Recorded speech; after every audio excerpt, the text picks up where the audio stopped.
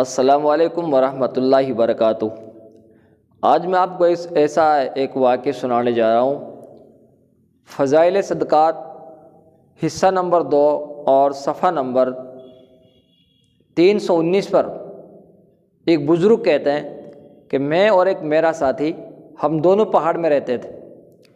میرا جو گزر تھا، کھانے پینے کا جو میرا انتظام تھا وہ یہ تھا کہ کھانے کے وقت میں ایک ہرن آتی تھی اور میرے پاس دونوں ٹانگیں چوڑا کر وہ کھڑی ہو جاتی، میں اس کا دودھ پیتا تھا۔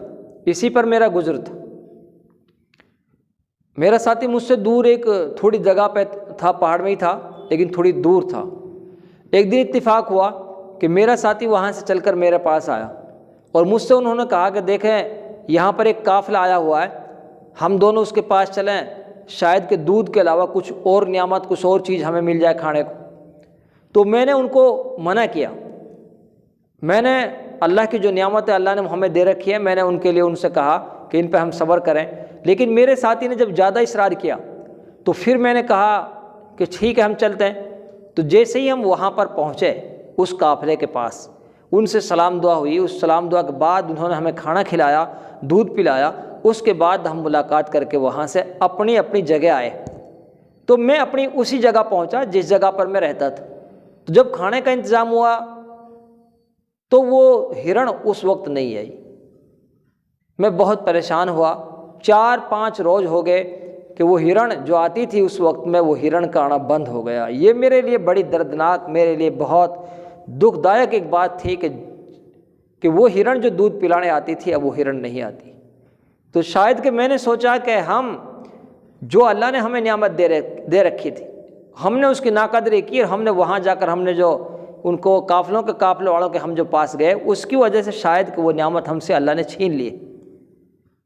میرے دوستوں، میرے عزیز ساتھیوں، صاحب روز کہتے ہیں کہ بظاہر اس میں 3 گناہ ہیں، اس میں 3 گناہ ہوئے ہیں۔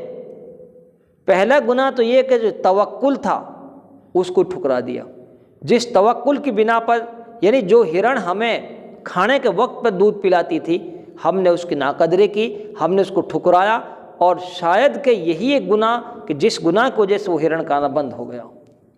دوسرا جو گناہ ہے، بظاہر جو گناہ ہوا ہے، وہ طمع، حرص کرنا کہ ہم نے اس کو جو نعمت تھی اس کو ہم نے کم سمجھا اور قافلہ والوں کے پاس ہم نے جانے کے لیے کہا کہ شاید اس سے زیادہ ہمیں وہاں مل جائے۔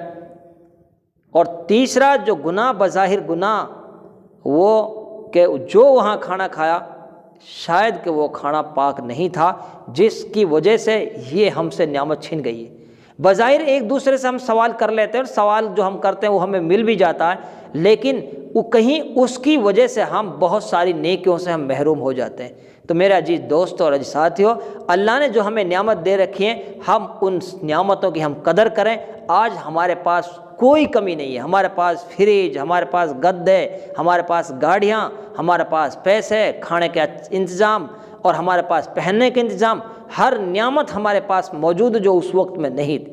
ہمیں ان ساری نعمتوں کی قدر کرنی چاہیے، ہمیں اللہ کا شکر ادا کرنا چاہیے، ہمیں نماز پابندی کے ساتھ پڑھنی چاہیے، کبھی نماز نہیں چھوڑنی چاہیے، ہمیں صدقہ دینا چاہیے، ہمیں خیرات کرنی چاہیے، ہمیں زکوٰۃ دینی چاہیے، ہمیں وہ پیسہ ہے ہمارے پاس تو ہمیں حج بھی کرنی چاہیے۔ اللہ ہم سب کو عمل کرنے کی توفیق نصیب فرمائے۔ ان تمام 3 جو باتیں آئی، توکل کی ہم قدر کریں، توکل پہ ہم زندگی گزاریں، طمع سے یعنی حرص سے ہم بچیں، اور کھانے کے بارے میں ہم سوچیں کہ ایک جو لقمہ ہم کھا رہے ہیں، ایک لقمہ ہم تک پیٹ تک کتنے مرحلوں سے گزر کر وہ ہم تک آ رہا ہے، اس لیے ہم کھانے کا بھی پورا خیال رکھیں کہ ہمارا کھانا پینا یہ حلال ہے یا پھر حرام۔